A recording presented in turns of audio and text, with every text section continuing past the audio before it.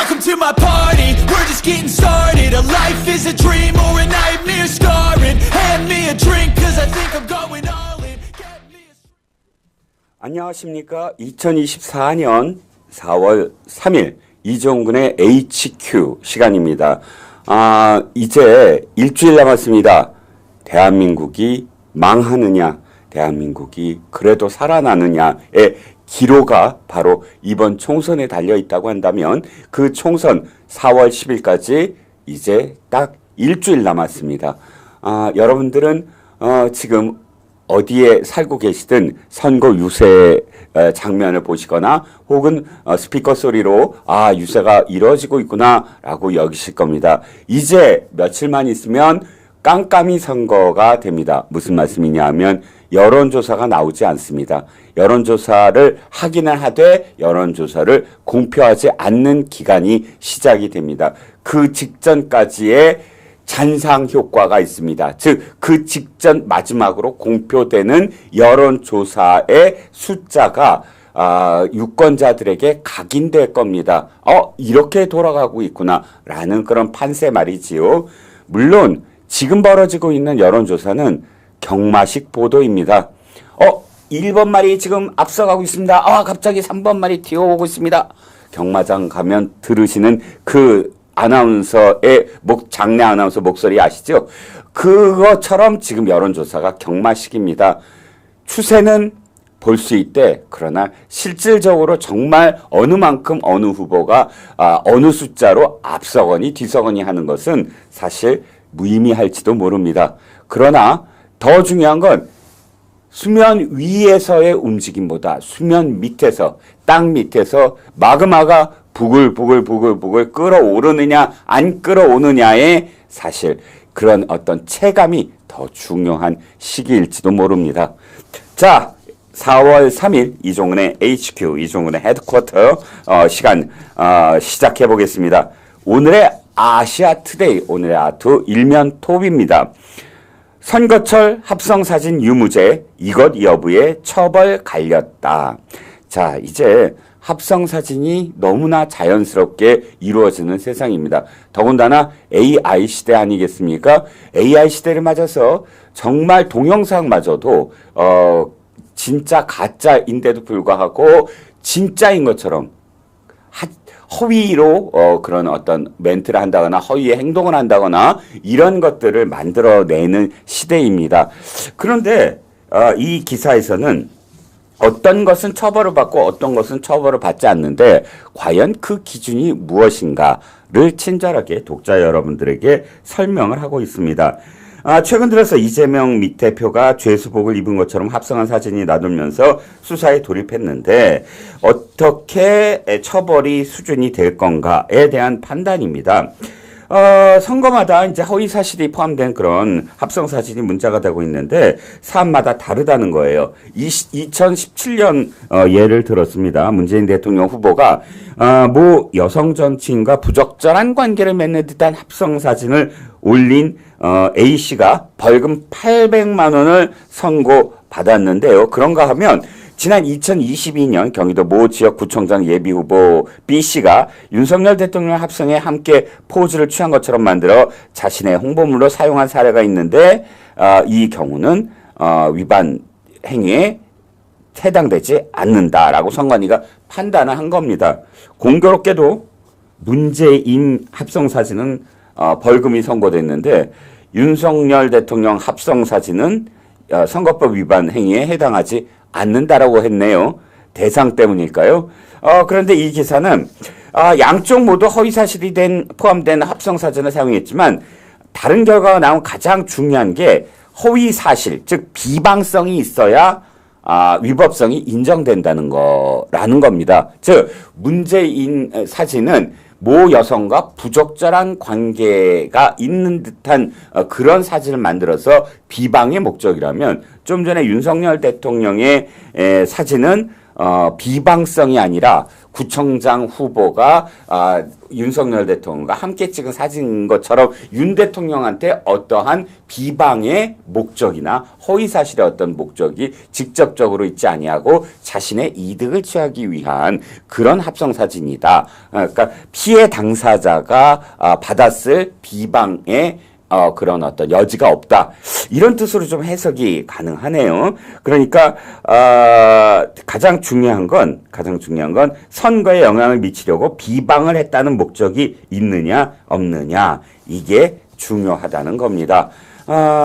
저는 어쨌든 합성사진은 거짓입니다. 어떠한 경우에도 무엇인가를 합성해서, 이 선거에 영향을 미칠 목적으로 불특정 타인에게 이것을 게시하거나 또는 하는 행위는 비방성이냐 아니냐를 넘어서 또 범죄의 어떤 형량의 그 많고 적음을 떠나서 저는 안 된다고 생각을 합니다. 그것은 거짓이고요. 참과 거짓의 명확한 구분이 있을 때 우리는 민주주의라는, 그러니까 선거는 민주주의의 꽃이자 축제이거든요. 그 꽃과 축제라는 것을 명심하셔서 자신의 의견을 마음껏 표출하시되 가짜의 어떤 사진을 유포하거나 게시하지 않으셨으면 합니다. 자, 오늘의 아시아투데이 사설로 가보겠습니다. 오늘의 아시아투데이 사설은 저질 막말 퍼레이드 김준혁 사퇴시켜야, 이런 제목입니다. 사실 너무 당연한 이야기죠. 요 며칠간 김준혁이라는 후보가 최근에 수년 동안 쏟아낸 그야말로 쓰레기 같은 막말들, 쓰레기 같은 팩트 하나도 없는 그런 비방용 그런 허위 발언들, 이런 것들로 인해서 정말 피로감이 쌓이고 있습니다.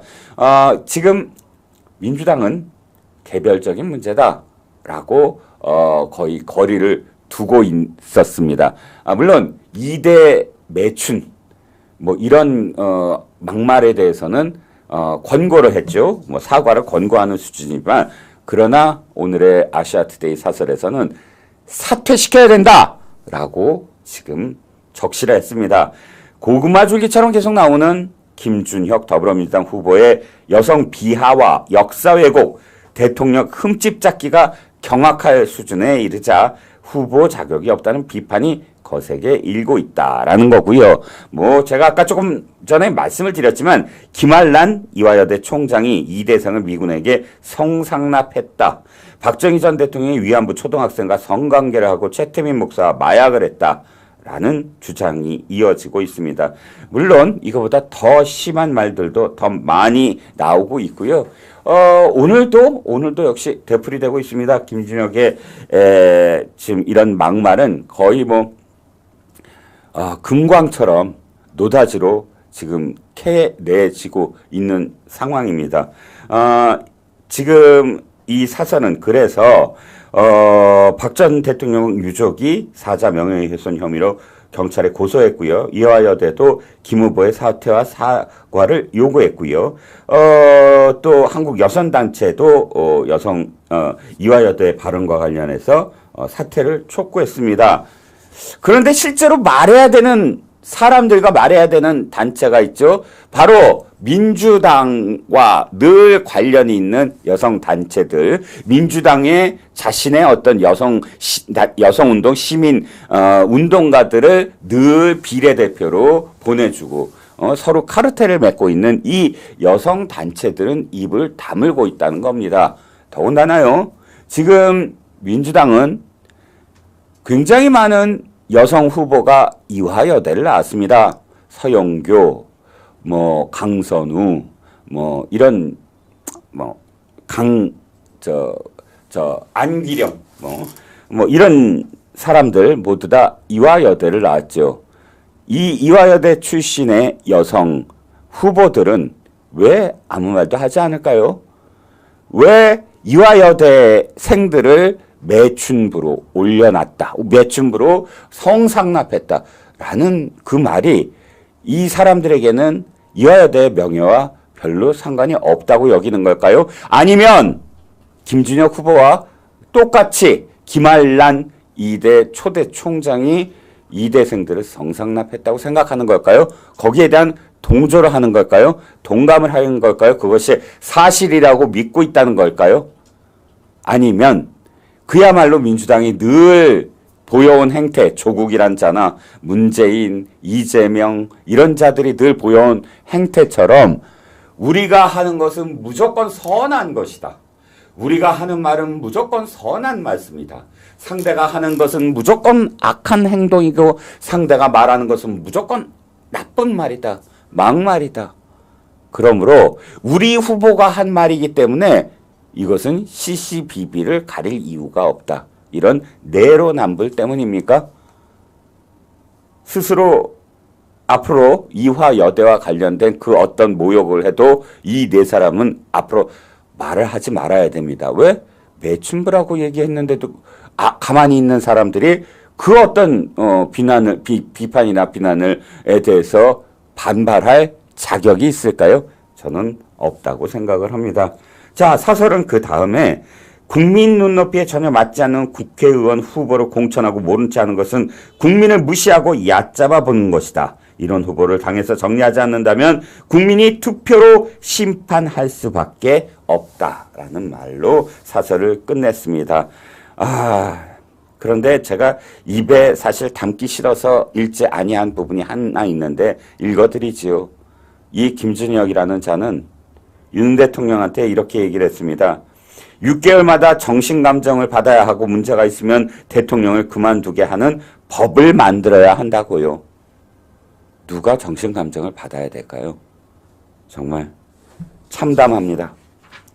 자, 오늘의 작전 명령 하기 전에 제가 전망을 좀 하나 해볼까 합니다. 많은 사람들이 지금 총선을 전망을 내놓고 있죠. 국민의힘이 이번에 과반을 못 얻을 거다. 민주당 진보 진영이 180석을 돌파할 거다. 이런 여러 가지 해석들과 분석들과 전망들이 지금 줄을 잇고 있습니다.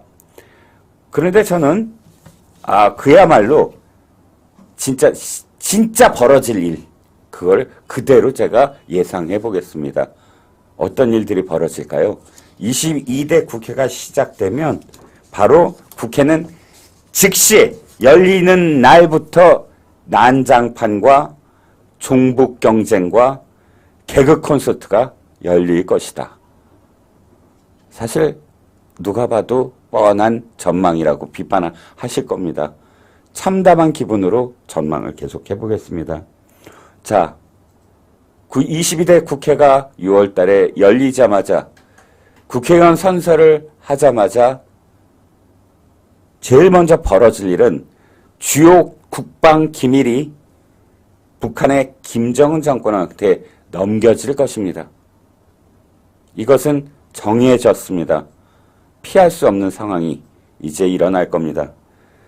통합진보당의 후신인 진보당이 최소한 원내 5석을 확보해 놓은 상태이기 때문입니다. 민주당이 후보 단일화를 통해 지역구에서 양보를 한 3개 지역구가 울산 북구, 부산 연제, 그 다음에 대구 동구인데요. 대구 동구 군이 을이지요. 그 중에서 대구 동구 군이 을은 당선 가능성이 높지 않겠죠. 하지만 울산 북구 윤종호하고 부산 연제 노정현은 상당히 유력하다고 합니다. 지역적으로도 그렇고요. 슬픈 얘기지만 안타까운 얘기지만 부산 연제에서 김희정이 생각보다 지지율이 많이 차이가 나지 않는 형편이라고 합니다. 여기에 그래요. 지역구 이 2석 그래도 아직 희망이 있다고 치세요. 그런데 여기에 빼도 박도 못하게 이 종북 주사파 무리들이 입성할 수 있는 게 비례대표입니다.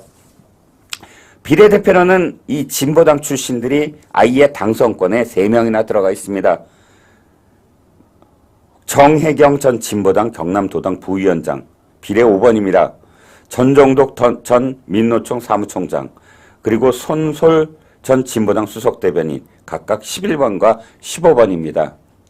4년 전에 민주당이 더불어 시민당을 만들고 16석을 비례해서 가져갔습니다. 4년 전과 똑같다면 이 세 사람 무조건 입성입니다. 물론 여기에 변수는 하나 있죠.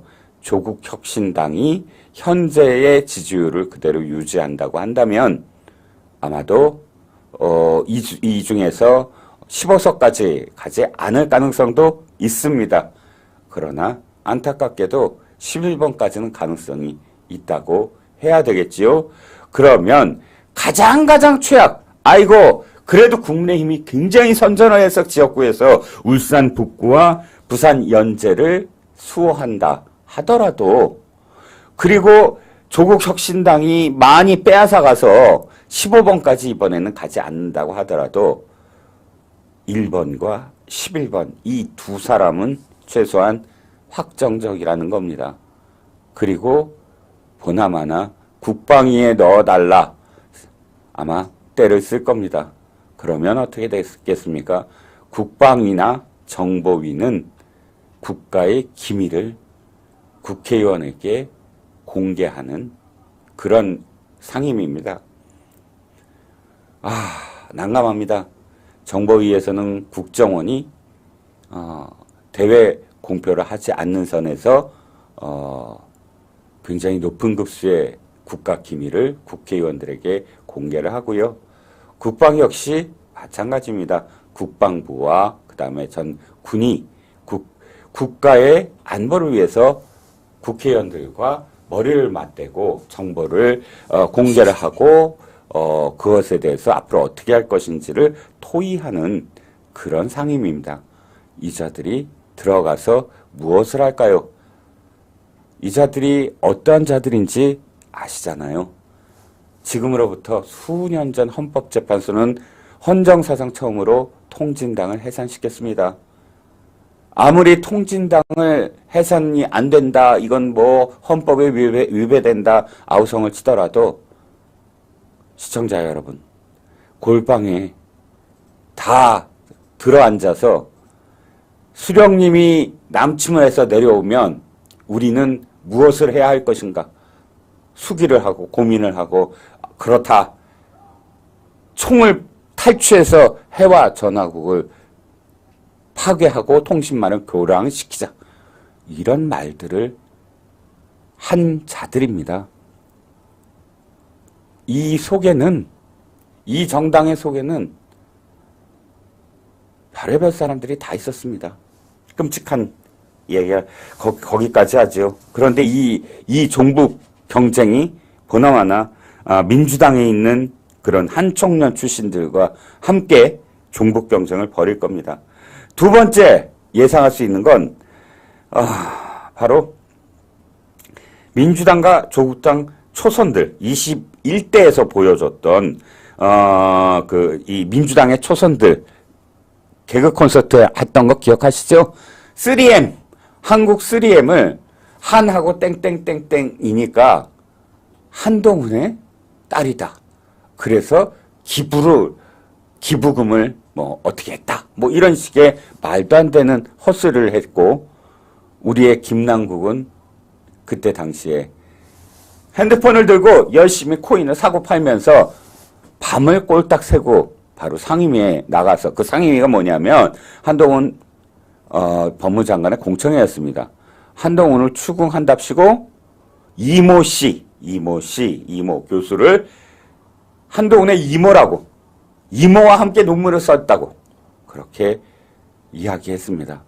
거기에 또 이수진, 민주당의 이수진은 법사위에서 고함고함 버럭버럭 소리를 지르다가 주모, 취객이라는 별명을 얻게 됐지요.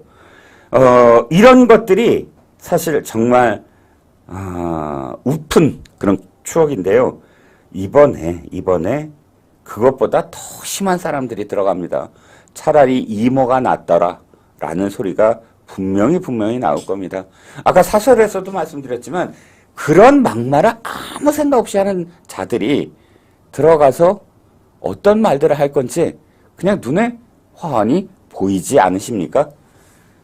이미 지금 김혜경, 그러니까 법카를 인정을 하는 이 사과, 대선 때 이재명의 부인인 김혜경이 사과를 할 때 방송을 하다 말고 목이 메어서 펑펑 운 여성 후보가 인천으로 나오고요. 또 누구 그럼 제가 함께 참 방송을 많이 했던 사람이라 이름은 좀 생략하겠습니다. 방송에만 나오면 아무 말 대잔치로 고함만 질러대면서 상대방을 노려보면서 상대방이 무슨 말하면 무조건 끊어서 자기 얘기로 끝을 맺게 하는 그런 자들. 저작거리 시비, 그러니까 거의 시쳇말 동원해서 상대방의 길을 아예 꺾어버리려는 그런 패널. 무턱대고 우기기만 하는 패널. 무조건 물타기만 하는 패널. 이런 패널들 많습니다. 아니, 정책적인 부분과 또는 어떤 새로운 사안이 나왔는데 그걸 이야기하자고 하면 자신의 불리한 어떤 이 민주당 이야기면 바로 윤석열은요, 김건희는요, 한동훈은요, 그렇게 매번 세 사람을 갖다 붙여서 물타기를 하는 사람들이 있습니다. 이 자들은 이재명을 칭송하고 미화하고 그 다음에 숭배했다는 그런 사실만으로 지금 후보에 오른 자들입니다. 철험회는 누구처럼 되자, 누구처럼 되지 말자라는 의미로 모였다고 합니다. 그러면 지금 제가 말씀드린 이 22대 국회에 새롭게 들어갈 사람들은 어떤 이름으로 우리들을 또 어떤 내용으로 웃기려 할까요? 참으로 우려스럽습니다. 자, 그냥 던져버렸네요. 하나 더 있습니다. 이런 4차원 인간들만이 아닙니다. 마지막으로 난장판이 벌어지겠죠. 22대 국회 법사위는 365일 열릴 겁니다. 그리고 22대 국회 법사위는 그야말로 윤석열 탄핵, 김건희 여사 특검, 한동훈 비대위 특검으로 앞으로 3년을 점철할 겁니다. 그렇게 하라고 대장동 변호사 5명을 지금 후보로 내세운 거 아니겠습니까? 안타깝게도 그 중에서 3사람은 거의 금배지 떼어놓은 당상입니다. 호남, 광주 서구을 양구남, 광주 광산구 갑 박균택, 부천시 김기표, 부천시 병 이건태, 서대문 김동아. 예년의 상황이라면 부천까지도 사실은 민주당 판이죠. 그러면 광주 서구를 광주 광산구 갑까지 포함하면 여기서 최소한 3사람 이상은 당선 가능성이 높다고 봐야 되겠죠. 여기에다가 노골적 보훈공천 변호의 대가로 법사위에 배치될 자들이 또 하나 있죠. 박은정입니다. 조국입니다. 비례 1, 2번입니다. 조국과 박은정까지 포함을 해서 이 앞에 얘기했던 5명까지 이 7명이 그대로 나타나서 아까 말씀드린 특검과 탄핵을 매일같이 부르짖을 겁니다. 너무 우울한 말씀을 드려서 죄송합니다. 하지만 이게 벌어질 일이거든요. 그렇다고 해서 투표 안 하시겠습니까? 아니죠. 투표를 안 하면 이걸 한 1000만 배는 더 최악의 국회가 열리게 됩니다. 최소한 지금 당선권이 확정된 이자들을 제어할 힘을 국민의힘이 숫자로서 가져야 되지 않겠습니까? 참담한 민주주의지만 그러나 지켜야만 합니다. 자, 오늘의 전망이었습니다. 이제 오늘의 작전 명령 시작해 보겠습니다. 자, 민주당 조국당 후보들 민낯 총정리, 그야말로 총정리해 보겠습니다. 그리고 양이 김박공이 대한민국을 살려낸다. 이야, 정말 이 양이 김박공만 아니었다면 정말 우울했을 뻔했습니다. 양이 김박공이 누군지 아시죠? 댓글로 한번 써주세요. 양이 김박공이 누구죠? 조금 늦네요. 제가 말씀드려볼까요? 양문석, 이병진, 김준혁, 박은정, 공영훈. 근데 사실 이거보다 훨씬 더 많아요. 하지만 가장 지금 빛나는 그런 그 업적을 세우고 있는 보수를 살리고 있는 보수의 정말 뭐라고 얘기하나요? 지탱을 해줄 수 있는 그런 5명을 이 5명이 대한민국을 지금 거의 살리고 있다고 생각을 합니다. 따지고 보면 말이죠. 이재명이 맨날 이렇게 얘기했잖아요. 민주당 시스템 공천이다. 헨리송님, 양문석 맞습니다. 정답입니다. 조금 늦으셨어요, 근데. 자, 이재명이 얘기했죠. 시스템 공천이라고. 근데 들여다봤더니요. 시스템 공천이 이거더라고요.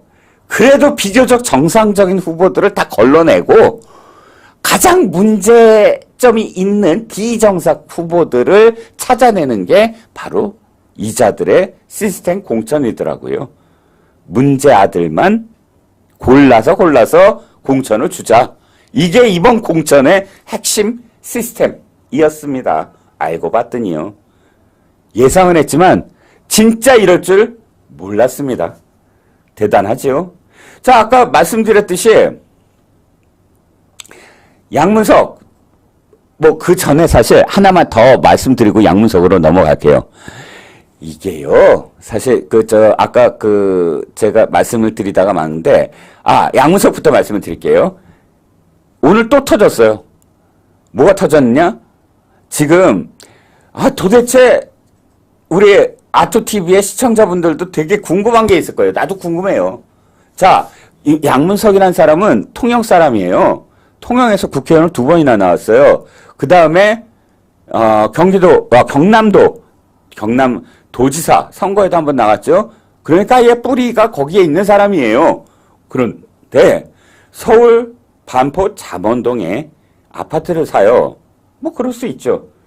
그런데 통영에 있는 은행도 아니고 서울에 있는 은행도 아니고 딱 중간 통영에 좀 더 가까운 대구 새마을 금고입니다. 아니 왜 대구 수성 새마을 금고에서 돈을 대출했을까요? 정말 미스테리입니다. 이유가 당연히 있겠죠. 그 이유를 찾아내라는 게 바로 지금 새마을금고와 그 다음에 금감원이 할 일 아닙니까? 그런데 여기에 딱 걸렸습니다. 제보가 들어왔어요. 국민의힘에 제보가 들어왔습니다. 이 제보 내용을 들어보면 그럴 수 있겠구나라고 고개를 끄덕이실 겁니다. 바로 김부겸이 연관되어 있다는 겁니다. 김부겸? 그러고 봤더니 김부겸이 대구 수성구에 적을 뒀었어요. 대구 그러면 대표적인 어쨌든 야당의 국회의원 아닙니까? 민주당의 TK 의원으로서 그리고 상징적인 그런 TK의 상징으로서 국무총리까지 한 사람 아닙니까? 그렇다면 연줄은 대단하겠지요. 그런데 알고 봤더니 지금 현직 새마을중앙회 전문 이사 모 씨가 바로 김부겸과 굉장히 가까운 사이라는 겁니다. 보시죠. 이 새마을중앙회 전문 이사라는 사람은 민주당 조직국장 출신이래요. 김부겸 전 총리의 외곽 조직망인 새희망 포럼에서 전남지부 출범 준비위원장을 했대요. 이야, 가깝다. 진짜 가깝네요. 아이고, 학과도 있네. 서울대 정치학과 학연이 있어요. 여기에 이 사람들 학연만이 있는 것도 아니야. 지연도 있어요. 경기도 양평 이웃한데요. 내가 김부겸 양평에 사는 거 알고 있었거든요. 근데 이 새마을금고 전문 이사도 양평사인데요. 그러니까 서울대 학과도 같은 학과 나와. 지금 사는 곳도 같은 곳에 살아.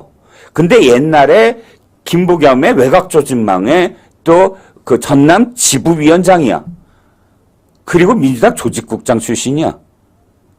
그러다 보니까 중앙회 전문이사 정도면 굉장히 높은 자리 아닙니까?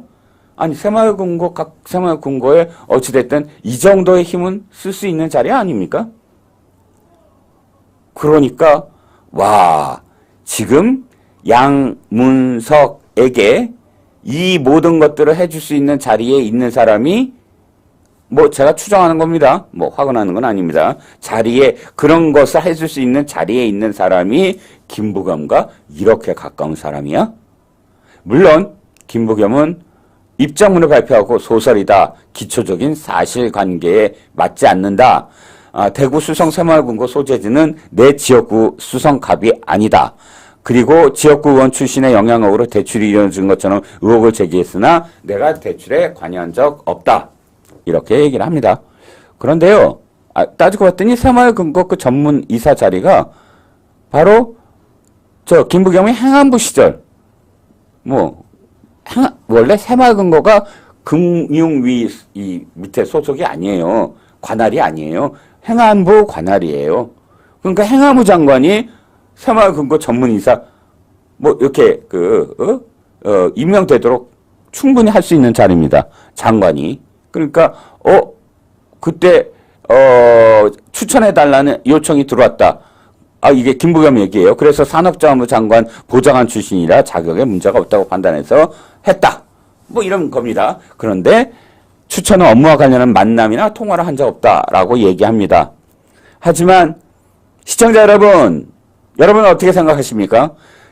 같은 이웃에 살고 같은 과 나오고 내가 만든 조직에서 위원장 맡고 그랬던 사람이 새마을금고 전문이사고 뭔가 연관이 전혀 없다고 생각 드시나요?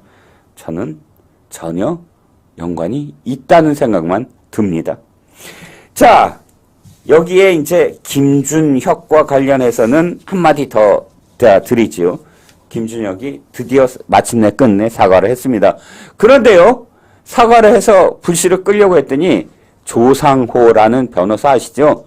천안함 함장에게 막말을 해서 한동안 방송에서 퇴출됐다가 이번에 또 양천구가 아니라 금천구인가요? 어디서 나온다고 했다가 떨어졌습니다. 방송에 또 나오는데 MBN에 나왔다가 막말을 합니다. 뭐라고요? 아니 그거 이대 그 매춘 맞아요.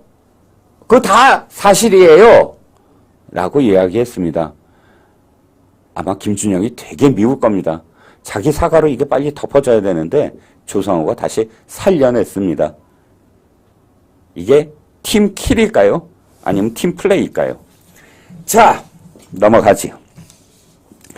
이제 여러분들께 조금 새로운 이야기들을 좀 꺼내볼까 합니다. 하나씩 해보죠. 먼저 민주고양정의 김영환입니다. 아까 제가 야기 김박홍이 양문수 이병진 김준혁 박은정 공영훈이라고 했잖아요. 그런데 이 김이 또 하나 나타났어요. 이 양이 김박홍에 포함이 되네요. 김영환이라는 후보입니다.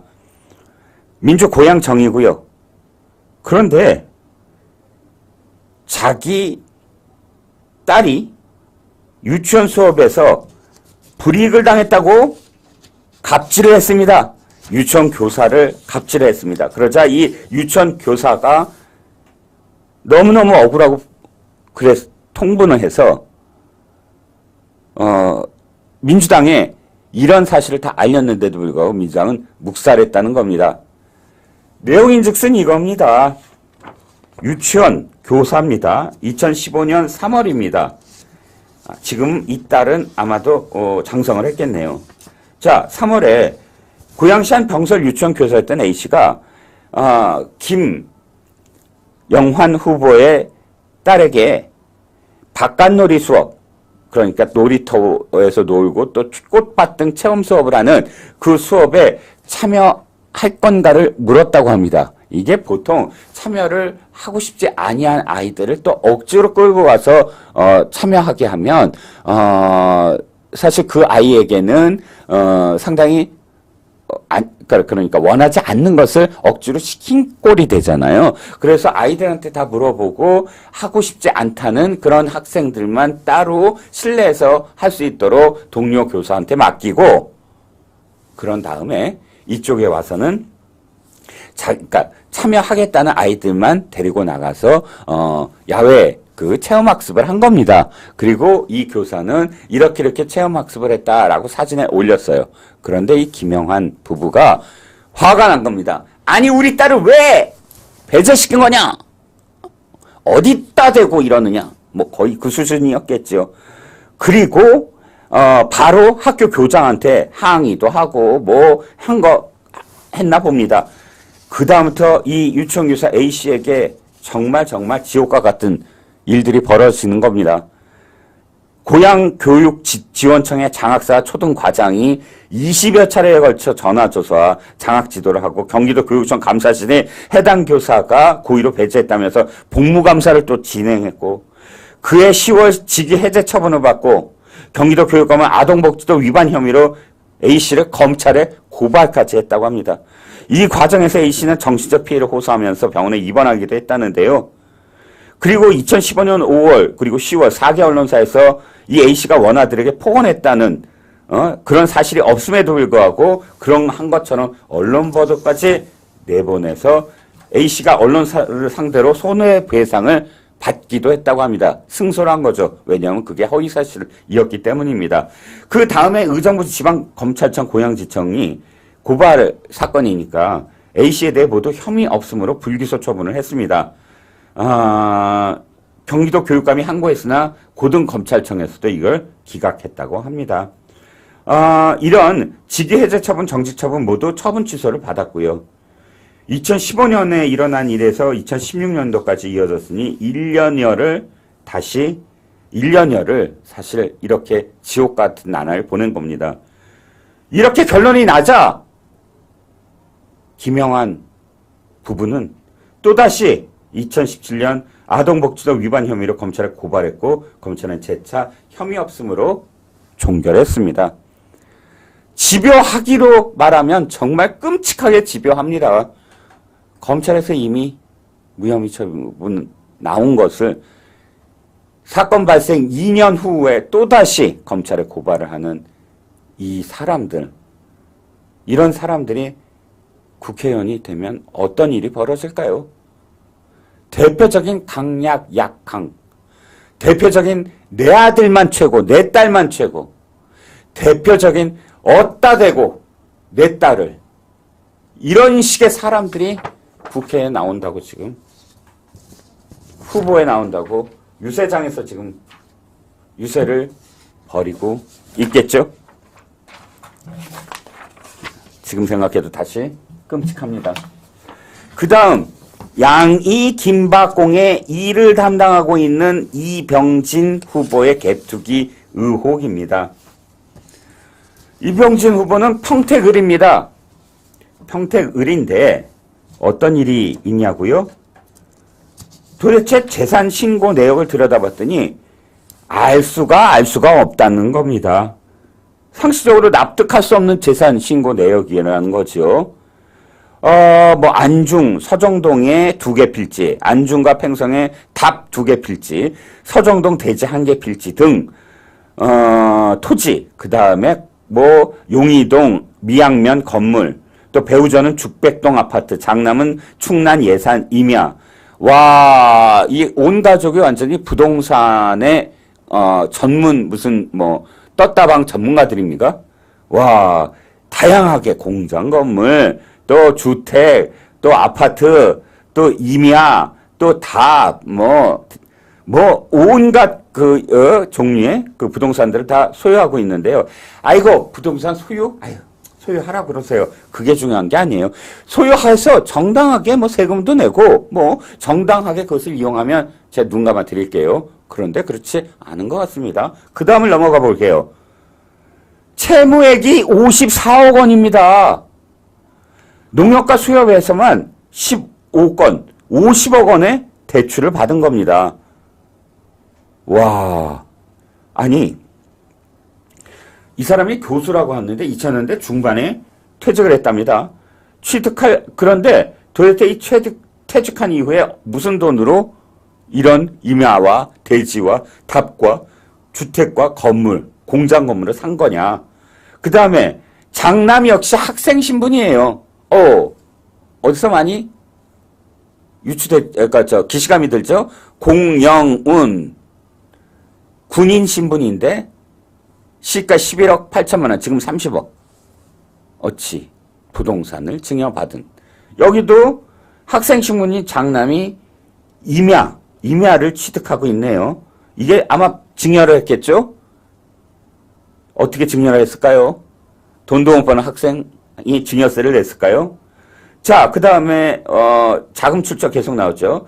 마지막으로 농협, 수협, 보험사 등 대출금이 54억. 도대체 매월 대출이자는 뭐로 갚는 겁니까?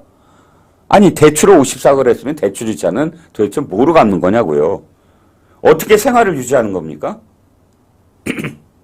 근데 여기에 대해서 뚜렷한 해명은 하지 않고 있네요. 후보자 토론에서 국민의힘의 포항공대 교수인 정우성 후보가 묻습니다. 아니, 후보님, 정당하게 취득하신 거면 자금 출처를 밝히시고요. 왜 채무가 54억 원입니까? 이렇게 물어도 대답 없는 메아리였습니다. 이러자 국민의힘의 김경률 비대위원, 공인회계사죠? 도저히 납득이 안 된다. 이병진 후보는 지금 갭투기 의혹 받고 있다. 해명하지 않으면 최근에 갭투기해서 공천 배제당한 그 당의 이모 후보와 똑같은 케이스로 아마 낙인이 찍힐 거다. 떳떳하다면 해명을 하면 된다. 무슨 돈으로 그렇게 임야와 부동산을 그렇게 온갖 종류의 부동산을 다 취득했고, 무슨 돈으로 증여를 했고, 무슨 돈이 필요했길래 54억 원이나 대출을 받았느냐. 배보다 배꼽이 더 큰 그런 대출은 도대체 왜 받았느냐. 무슨 투기를 할 목적이었느냐. 그런데 이 당은 앞으로 제발 부자 감세, 부자만을 위한 당, 이런 말로 국민의힘을 비난할 자격이 없습니다. 부의 대물림은 끊자고, 부자들만의 정당이라고. 아니, 이런 자들을, 어떻게 이런 사람들을 후보로 내세우면서 그따위 말을 합니까? 앞으로 그런 말 할 자격이 없습니다.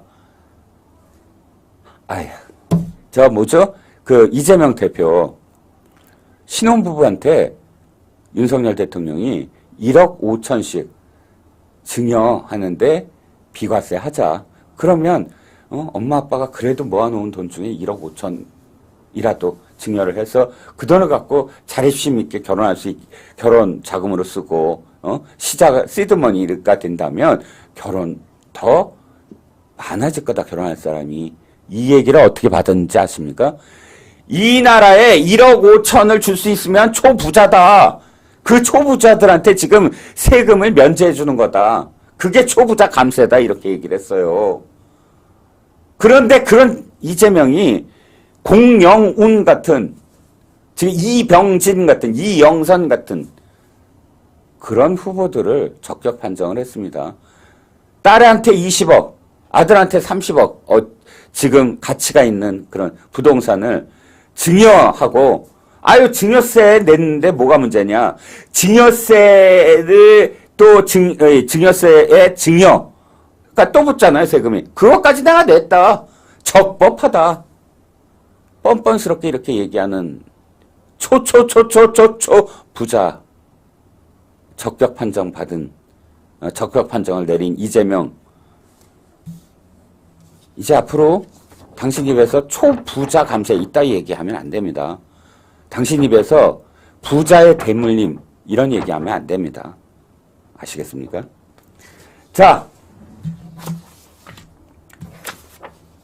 박민규 얘기를 또 해보죠. 박민규 탈세 의혹입니다. 관악갑이에요. 그런데 박민규 후보가 이 기사는 먼저 들으셨을 겁니다. 이것도 온 가족이 함께 오피스텔 한 동을 통째 소유하고 있네요. 이 오피스텔은 86실이라고 합니다. 부모와 형제자매들이 각각 한 두 개층씩 통째로 소유를 했습니다.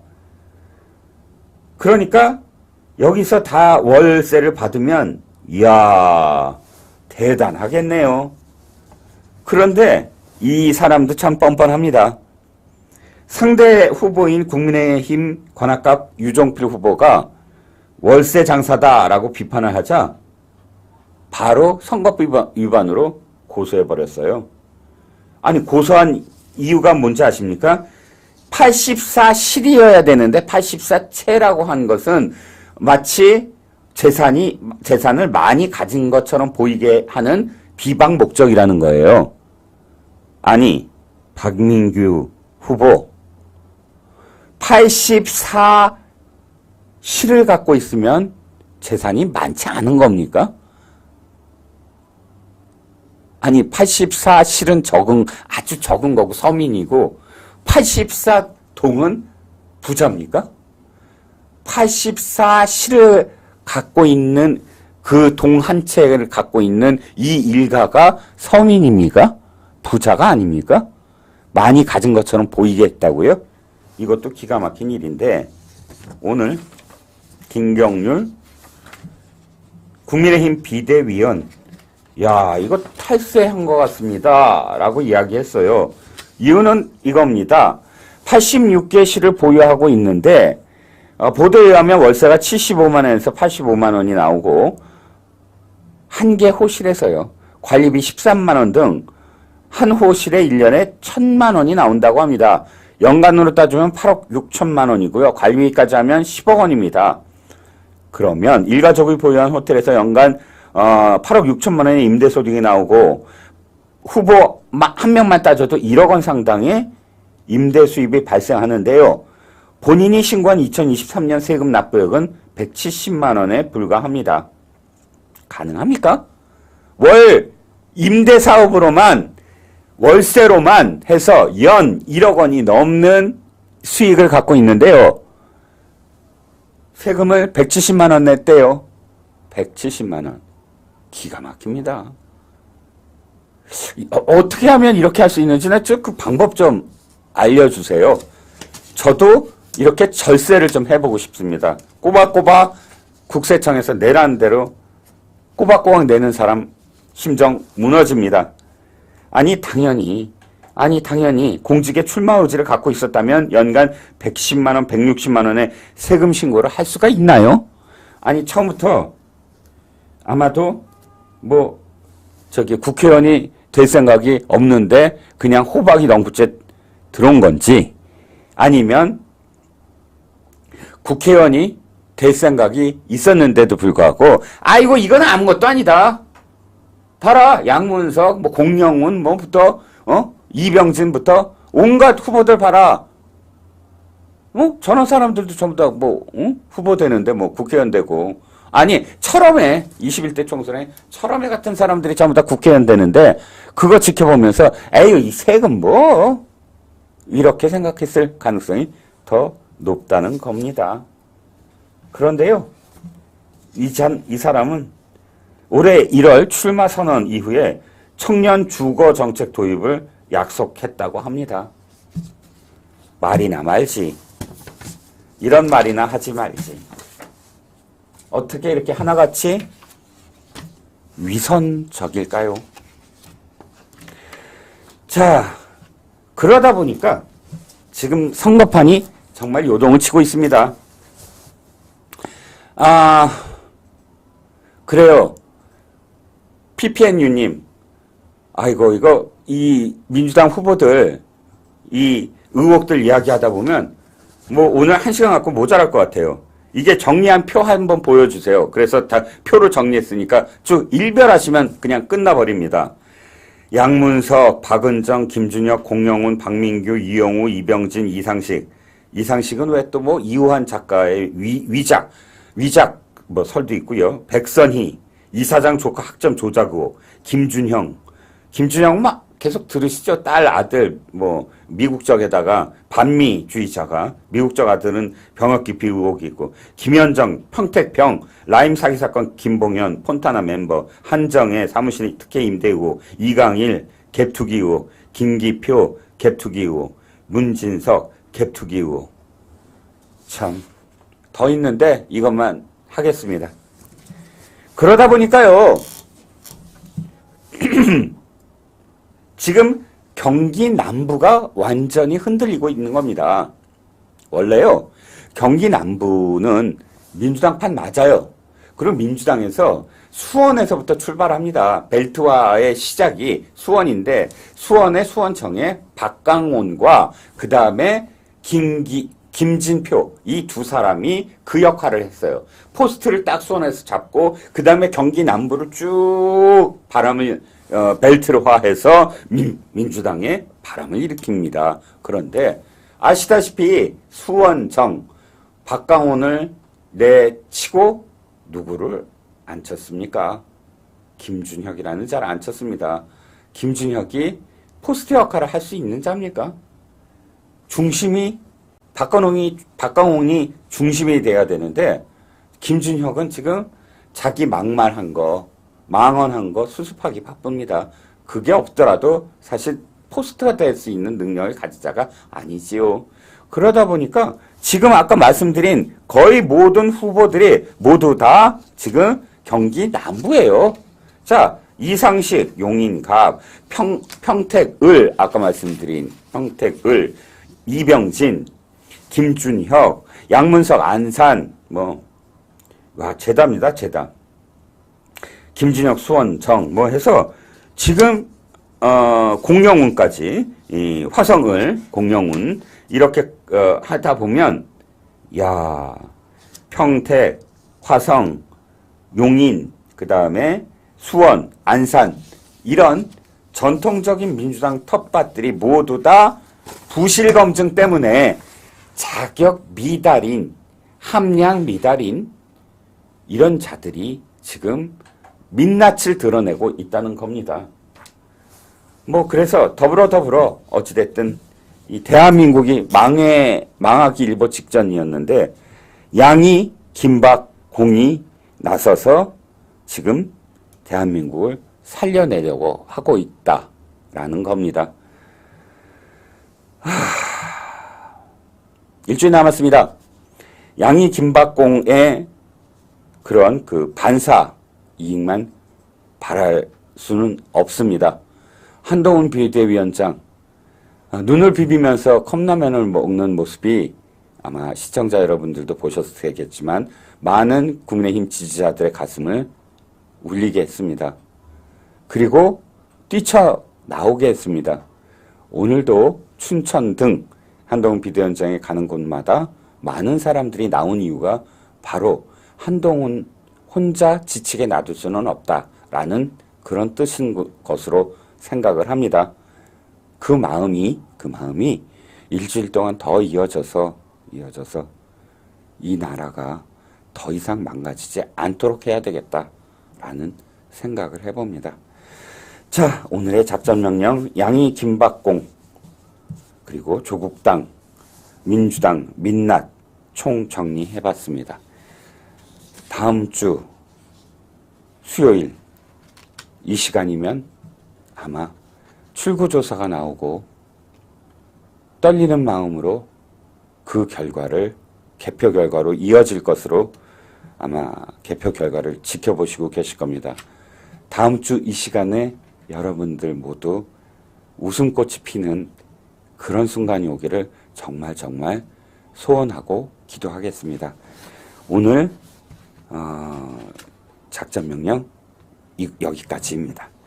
자, 2024년 4월 3일 이종근의 HQ 고품격 시사 프로그램을 지향하는 이종근의 헤드쿼터 문을 닫겠습니다. 문을 닫기 직전에 또 한 가지 소개시켜 드릴 게 있습니다.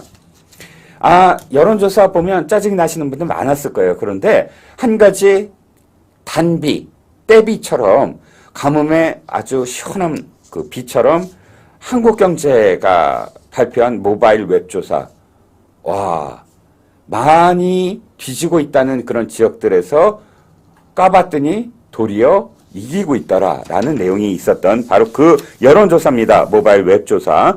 우리가 보통 다른 조사나 ARS나 전화 면접이라고 해서 전화 직접 걸어갖고 면접원이나 혹은 음성 녹음된 그런 음성이 진행을 하잖아요. 그랬을 때 그것을 끊어버리거나 응하지 않거나 하는 사람들이 그러니까 응답률이 많지 않습니다. 그런데 한국경제가 이번에 모바일 웹조사는 아예 문자를 보내서 그 문자에 직접 답을 해갖고 회송 그러니까 회신을 받는 거예요. 이 조사를 통해서 응답률이 확실히 높아졌고요. 그리고 상당히 이제 모집단이 커졌다고 합니다. 그러니까 상당히 신뢰도가 높다. 근데 이 신뢰도가 높게 느껴지는 이 조사가 지금 국민의힘에 상당히 유리한 지역이 많기 때문에 국민의힘 지지자분들이 이 내용을 상당히 많이 공유했을 거라고 믿습니다. 그런데 중앙선거관리위원회 산하 중앙선거 여론조사심의위원회가 바로 공표 중단을 권고했어요. 이유가 표본에 문제가 있으니까 표본에 뭐 로우 데이터를 달라 했는데 PMI가 그건 개인 정보다 줄 수 없다라고 해서 그냥 내려라라고 한 겁니다. 근데 일부 수도권 지역구, 특히나 수도권 지역구에서 국민의힘 후보가 민주당 후보를 앞서는 그런 조사이기 때문에 압력을 받아서 그러냐라는 그런 지금 여론이 팽배해 있습니다. 이걸 김어준이 먼저 뉴스공장에서 문제를 삼았거든요. 이게 말이 됐냐? 하고. 그러니까 개딸들이 난리가 났어요. 막 이거 뭐 좌표 찍고 여심이가 이런 압력에 굴복한 건가? 라는 생각이 들었습니다. 아이고, 어찌됐든 여론조사 너무 함몰될 필요가 없다고 생각을 합니다. 추세선 확실하게 지금 꺾였습니다. 특히나 수도권에서 반등의 기미가 보입니다. 희망을 갖고 일주일 동안 할 수 있는 것, 제자리에서 자기 자리에서 할 수 있는 그 모든 것을 다 한다면 지금 나오는 여론조사를 뒤집을 수 있다고 저는 생각을 합니다. 자, 이종훈의 HQ 진짜 문을 닫겠습니다. 박경현님, 아이고 제가 며칠 전에 멸콩에서도 뵀는데 여기서도 오늘 굉장히 많은 활동을 해주셨군요. 고맙습니다. 아이고 다른 많은 분들 문경자님, 김창훈님, 다 아침이슬님, 뭐 동그라미님 정말 고맙습니다. 다른 우리 코너들도 다 사랑해 주시고요. 오늘 진짜 들어가겠습니다. 이종훈의 HQ 여기서 막을 내립니다. 감사합니다. Welcome to my party, we're just getting started. A life is a dream or a nightmare scarring. Hand me a drink cause I think I'm going on.